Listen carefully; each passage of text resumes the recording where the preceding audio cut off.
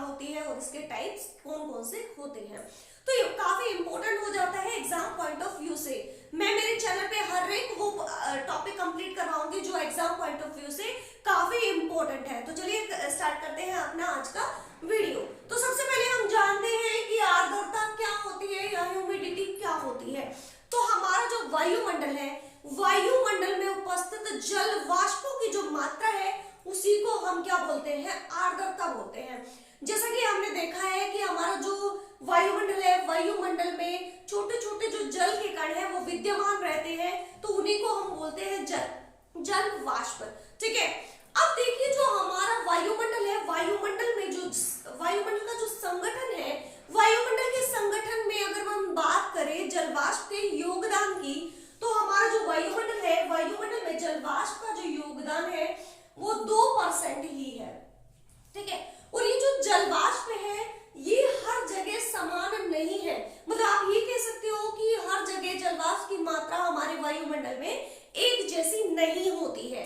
अगर देखें हमारा जो वायुमंडल है, वायुमंडल में 2 किलोमीटर वायुमंडल में 2 किलोमीटर जब आप ऊपर जाते हो तो यहां तक जो है जलवाष्प की मात्रा 50% हो जाती है। मतलब जो 50% जो जलवाष्प है वो वायुमंडल में 2 किलोमीटर तक ही विद्यमान है, और ये अधिकतम जो है 0 से 5% हमारे वायुमंडल में जो है क्या हो सकता है, जलवाष्प हो सकता है 0 से 5% तक। ठीक है, अगर आप 16 किलोमीटर से ऊपर जाते हो तो हमारा जो वायुमंडल है, वायुमंडल में जलवाष्प की मात्रा ना के बराबर या 0% देखने को मिलती है। तो जो हमारा वायुमंडल है, वायुमंडल की जो निचली परत है, मतलब नीचे वाला जो लेयर्स है, वहीं तक जो है जलवाष्प की मात्रा विद्यमान यहाँ पे होती है। ठीक है, अब देखिए जो हमारा वायुमंडल है, वायुमंडल में स्थलीय भाग पर जो सर्वाधिक जलवाष्प या वाष्पीकरण, देखो जलवाष्प कैसे आएगा, मतलब जो हमारा जलवाष्प है वो वाष्पीकरण होके ही, तो जैसे हमारा जो समुद्र है, समुद्रों में क्या होता है, पानी का क्या होता है, वाष्पीकरण होता रहता है। तो वही वाष्पीकरण होके हमारा जो वायुमंडल है, वायुमंडल में जो हवा है उसमें विद्यमान हो जाते हैं जल के छोटे छोटे कण। ठीक है, तो सबसे पहले देखिए वाष्पीकरण क्या होता है। वाष्पीकरण हमारा जो वाष्पीकरण हमारा जो जल है, जल का भाप में परिवर्तित होना, मतलब जल का वाष्प बनकर उड़ जाना क्या कहलाता है, वाष्पीकरण। जल परिवर्तित होगा, जल का परिवर्तन होता है किसमें, भाप में, ये हमारा कहलाता है वाष्पीकरण। मतलब जो जल है वो वाष्प बनकर उड़ जाता है। तो हमारा जो वायुमंडल है, वायुमंडल में अगर स्थलीय भाग पर सर्वाधिक वाष्पीकरण आप देखते हो, तो स्थलीय भाग पर सर्वाधिक जो वाष्पीकरण होता है वो हमारा होता है 10 से 20 डिग्री अक्षांशों के बीच में। ठीक है, अगर आप लोगों से पूछा जाता है जो हमारा स्थलीय भाग पर सर्वाधिक वाष्पीकरण होता है वो कितने डिग्री अक्षांश पर होता है, तो ये हमारा होता है, सॉरी यहाँ पे 10 से 10 डिग्री अक्षांश यहाँ पे हमारा आएगा। ठीक है, अगर यही आपसे पूछ लिया जाए कि जल सर्वाधिक वाष्पीकरण जो जल है उसमें कहां पे होता है, जलीय भाग में कहां पे होता है, और अक्षांशों की बात आपसे पूछी जाए तो जल हमारा होता है, जलीय भाग पर हमारा जो वाष्पीकरण होता है 10 डिग्री से लेकर 20 डिग्री अक्षांश पर नॉर्थ और साउथ आप यहाँ पे कर सकते हो। ठीक है, तो जो स्थलीय भाग पर सर्वाधिक वाष्पीकरण होता है वो कहाँ पे होता है, वो होता है हमारा 10 से 10 डिग्री नॉर्थ साउथ, और जलीय भाग में कहाँ पे होता है 10 डिग्री से लेकर 20 डिग्री नॉर्थ और साउथ, ये जो हमारा अक्षांश है, लैटिट्यूड है, वहां पे होता है। ये था हमारा वाष्पीकरण। अब देखिए जो हमारी आर्द्रता है ये कितनी टाइप की होती है, हमारी जो ह्यूमिडिटी है इसके 3 टाइप है। कौन कौन से टाइप है वो देखिए। सबसे पहले यहाँ पे मैं बात करती हूँ पहले टाइप की, तो सबसे पहला जो मेरा आता है यहाँ पे आर्द्रता का जो टाइप है वो कौन सा है, ये है निरपेक्ष आर्द्रता। निरपेक्ष आर्द्रता। दूसरा देखिए, दूसरा हमारा सापेक्षिक आर्द्रता। तीसरा देखिए, तीसरा आता है हमारा विशिष्ट आर्द्रता, विशिष्ट आर्द्रता। ठीक है, अब देखिए एक को डिफाइन कर लेते हैं कि क्या होती है निरपेक्ष आर्द्रता, सापेक्षिक आर्द्रता और विशिष्ट आर्द्रता। अब देखिए जो हमारी निरपेक्ष आर्द्रता है ये हमारी वो आर्द्रता होती है जो वास्तविक रूप से हमारे वायुमंडल में विद्यमान होती है। तो इसको आप वास्तविक आर्द्रता भी कह सकते हो। क्या कह सकते हो? वास्तविक आर्द्रता।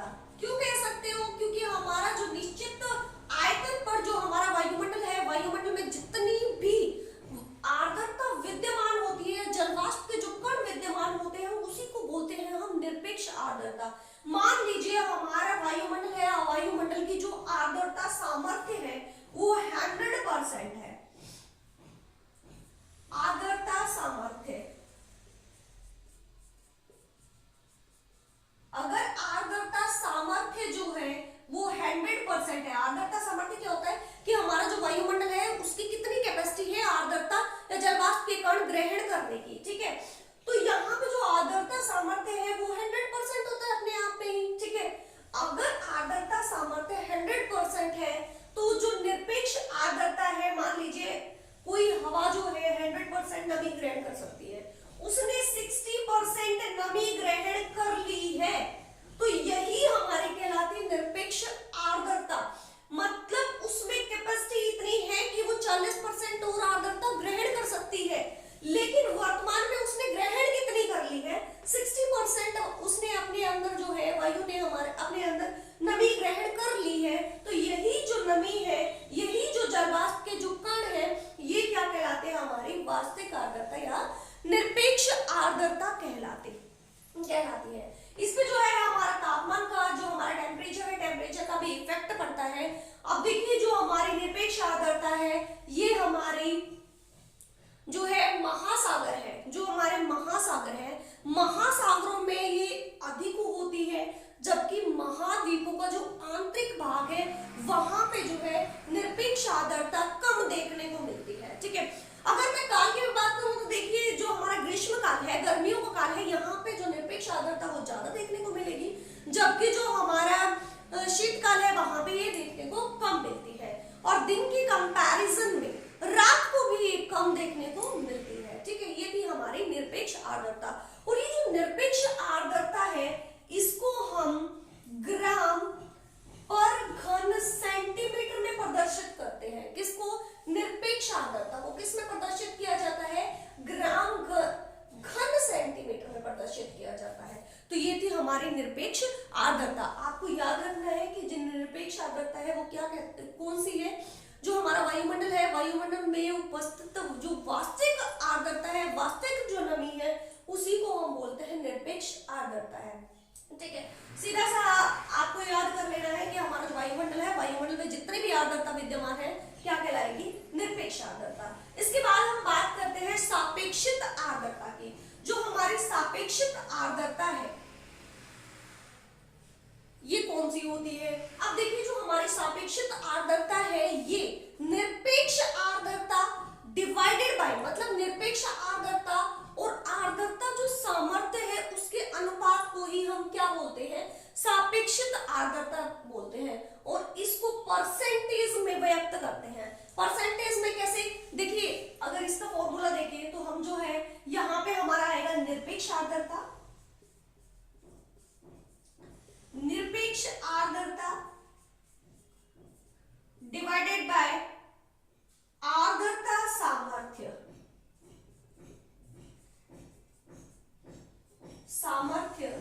मल्टीप्लाई 100। ये इसका फॉर्मूला होता है किसका? सापेक्षिक आर्द्रता का।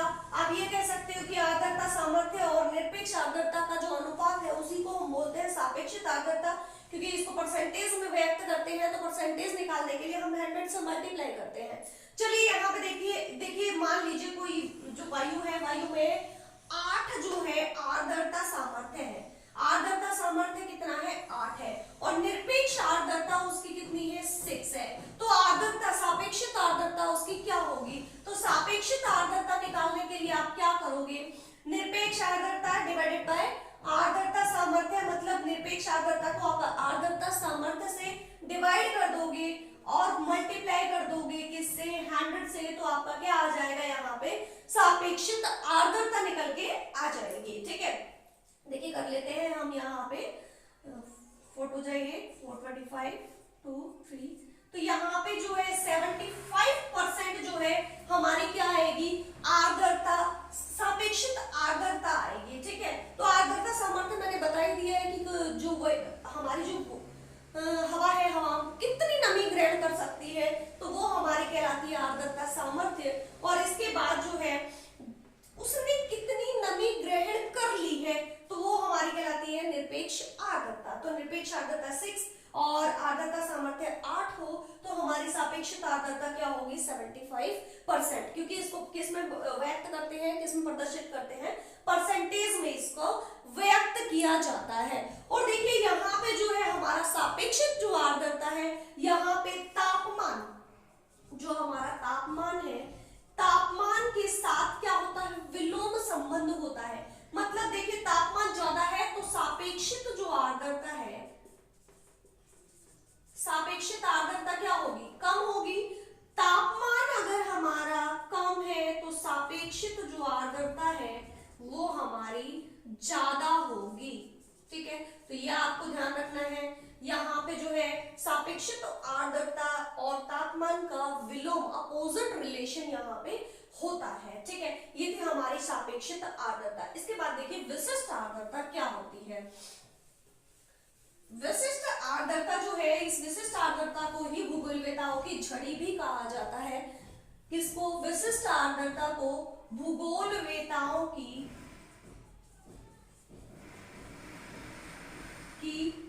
छड़ी कहा जाता है। अब क्या होती है विशिष्ट आर्द्रता, जो हमारा वायुमंडल है, वायुमंडल में वायु के प्रति इकाई भार की मात्रा को हम क्या बोलते हैं, विशिष्ट आर्द्रता बोलते हैं। हमारा जो वायुमंडल है, वायुमंडल में प्रति इकाई भार में जो जलवाष्प की मात्रा विद्यमान है, या जलवाष्प की जो मात्रा है, उसको हम क्या बोलते हैं, विशिष्ट आर्द्रता बोलते हैं। और इस विशिष्ट आर्द्रता पर जो तापमान है, तापमान का कोई इफेक्ट नहीं होता है। क्या नहीं होता है, तापमान का इस पर प्रभाव नहीं होता है, तापमान का प्रभाव इस पर नहीं देखने को मिलता है। ठीक है, जो हमारा सापेक्षित आर्द्रता है, यहाँ पे जो तापमान का और सापेक्षित आर्द्रता का विलोम संबंध होता है, यहाँ पे भी जो है तापमान इफेक्ट डालता है, यहाँ पे तापमान का कोई भी इफेक्ट नहीं पड़ता है। अब देखिए इसके साथ साथ जो है हम एक टर्म और देख लेते हैं, जो हमने देखा वाष्पीकरण। जो हमारा वाष्पीकरण है, ये क्या होता है, वाष्पीकरण हमारा होता है जल का गैस के रूप में परिवर्तित हो जाना, या वाष्प के रूप में जल का गैस के रूप में परिवर्तित हो जाना। इसके साथ साथ एक और टर्म आती है हमारी, ये इवेपोरेशन है, ये संघनन, या आप इसको बोल सकते हो कंडेंसेशन। कंडेंसेशन क्या होता है, जब ये गैस के रूप में, जो वाष्प के रूप में जो हमारा जल हमारे वायुमंडल में गया है, तो जब ये वायुमंडलीय जो जलवाष्प है, ये एक क्या होता है, जल के रूप में परिवर्तित हो जाता है, तो क्या कहलाता है, संघनन कहलाता है। तो यहाँ पे हमारा आता है कि जो जल है, जो वाष्प है, वाष्प का जल के रूप में परिवर्तन, जल के रूप में परिवर्तित हो जाना, जल के रूप में परिवर्तन। ये हमारा जो वाष्प है, वाष्प जो जल की, जो हमारी जल की जो बूंदे हैं उनमें परिवर्तित हो जाता है, तो उसको हम बोलते हैं संघनन। और यहाँ से एक क्वेश्चन पूछा जाता है कि जो संघनन है, संघनन की गुप्त ऊष्मा क्या कहलाती है। तो वो भी आपको ध्यान रखना है कि जब जो है वाष्प जल के रूप में परिवर्तित होता है, तो वहां पे कुछ एनर्जी, कुछ ऊर्जा मुक्त होती है, उसी को हम बोलते हैं संघनन की गुप्त ऊष्मा। क्या बोलते हैं, संघनन की गुप्त ऊष्मा। ठीक है, तो ध्यान रखना है, जब जो वाष्प है जब जल में परिवर्तित होता है, तो उस समय पे कुछ ऊर्जा मुक्त होती है, तो उसी को बोलते हैं हम संघनन की गुप्त ऊष्मा। और चक्रवात है उनकी एनर्जी का सोर्स क्या है, यही जो संगणन की गुप्त ऊष्मा है, यही ऊष्मा उनकी एनर्जी का स्रोत है। ठीक है, तो आपको ये भी ध्यान रखना है जो उष्णकटिबंधीय चक्रवात आते हैं उनको एनर्जी कहां से मिलती है, तो संगणन की गुप्त ऊष्मा से ही उनको एनर्जी मिलती है। इसी के साथ देखिए जब हमारी जो है निरपेक्ष आर्द्रता, जब हमारी निरपेक्ष आर्द्रता, जब ये निरपेक्ष आर्द्रता और आर्द्रता सामर्थ्य, निरपेक्ष आर्द्रता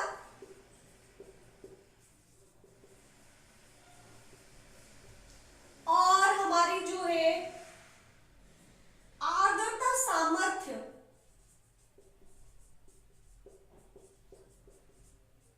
जब हमारी जो है निरपेक्ष आर्द्रता और आर्द्रता सामर्थ्य बराबर हो जाते हैं या एक इक्वल हो जाते हैं तो हमारा जो जल है यहाँ पे आप ये कह सकते हो कि यहाँ पे वर्षा जरूर होती है, उसे ड्यू पॉइंट कहते हैं हम, और शांत बिंदु कहते हैं। और निरपेक्ष आर्द्रता और आर्द्रता सामर्थ्य जब बराबर हो जाता है तो वहां पे जो है वर्षा होनी शुरू हो जाती है।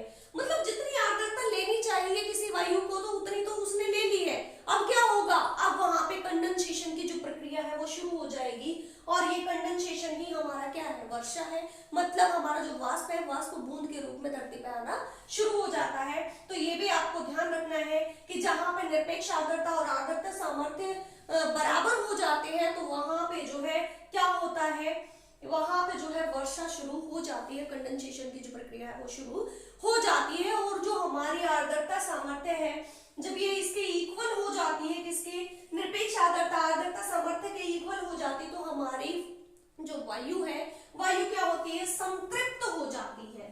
क्या होती है, संतृप्त। तो आपको ये भी ध्यान रखना है कि वायु संतृप्त कब होती है, जब निरपेक्ष आर्द्रता और आर्द्रता सामर्थ्य बराबर हो जाते हैं तब होती है हमारी वायु संतृप्त। ठीक है, तो वायु क्या होती है, संतृप्त वायु उसको बोलते हैं, और जो संतृप्त वायु है वो 100% होती है। तो ये थी हमारी आर्द्रता और आर्द्रता के प्रकार। तो ये आपको ध्यान से कर लेना है कि आर्द्रता क्या होती है, आर्द्रता के प्रकार जो है वो क्या होते हैं, आर्द्रता सामर्थ्य क्या होती है, और जो वर्षा है वर्षा कब होती है, कंडेंसेशन क्या होता है, क्योंकि यहाँ से आपके एग्जाम में क्वेश्चन पूछा जाता है। ठीक है, तो आपको ये अच्छे से कर लेना है। तो इसी के साथ जो है आज का टॉपिक हमारा क्या होता है, कंप्लीट होता है। तो आज फिर मिलते हैं नेक्स्ट वीडियो में। धन्यवाद।